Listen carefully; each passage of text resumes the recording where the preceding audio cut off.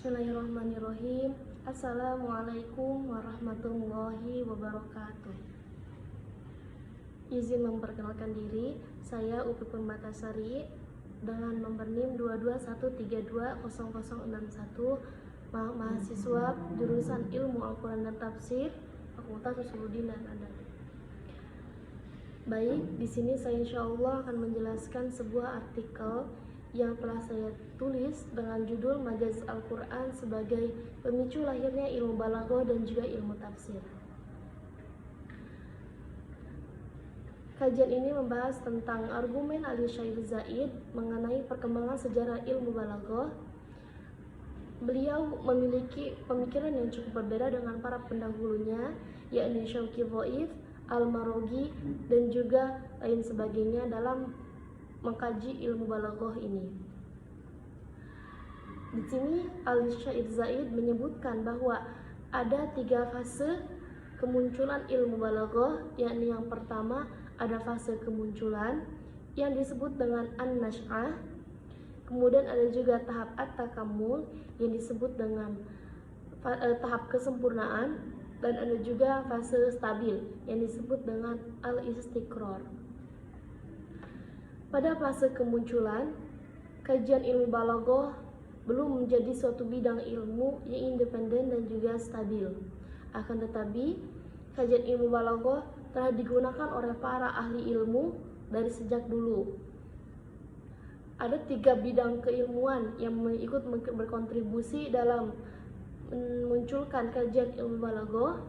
Yang pertama ada ilmu Al-Quran, dan yang kedua ada ilmu kesastraan, dan yang ketiga itu ada ilmu kebahasaan.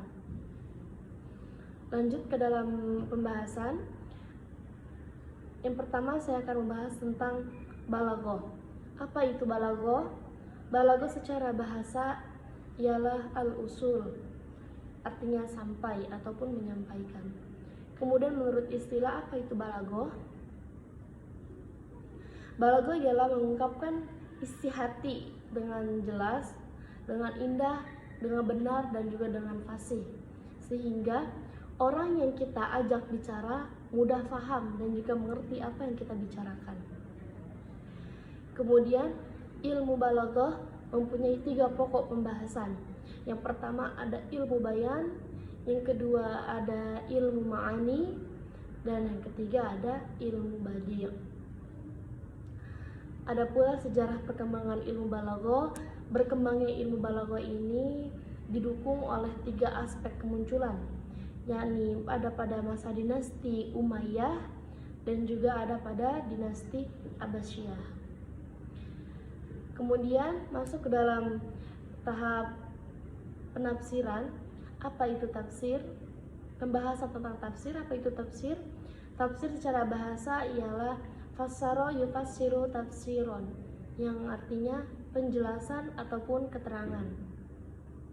Sedangkan menurut istilah ialah menafsirkan suatu ayat Al-Quran atau menjelaskan suatu ayat Al-Quran, dan juga kisah-kisah sebab-sebab turunnya ayat Al-Quran. Itu pengertian tentang ilmu tafsir. Dan tafsir di sini memiliki 3 metode penafsiran. Yang pertama ada metode ijmali, yang kedua ada metode tahlili, dan yang ketiga ada metode muqarrin, yang keempat itu ada metode maudhu'i. Itu semua adalah metode penafsiran. Lanjut, dari situ ada disebut dengan tafsir balaghi. Apa itu tafsir balaghi? Sebenarnya balaghi di sini itu menjadi sifat dari kata tafsir, karena tafsir dan balaghi ini saling berkaitan. Pengertian tafsir balaghi sendiri ialah salah satu corak penafsiran yang menjadi suatu aspek kemunculan suatu kebahasaan di dalam penafsirannya. Landasan ini juga digunakan oleh Rasulullah SAW dan juga para sahabatnya dalam menjelaskan ayat-ayat Al-Quran yang terkandung di dalam sunnah dan athar. Baik, mungkin cukup sekian yang bisa saya sampaikan. Kurang lebihnya mohon maaf. Akhirul kalam. Wassalamualaikum warahmatullahi wabarakatuh.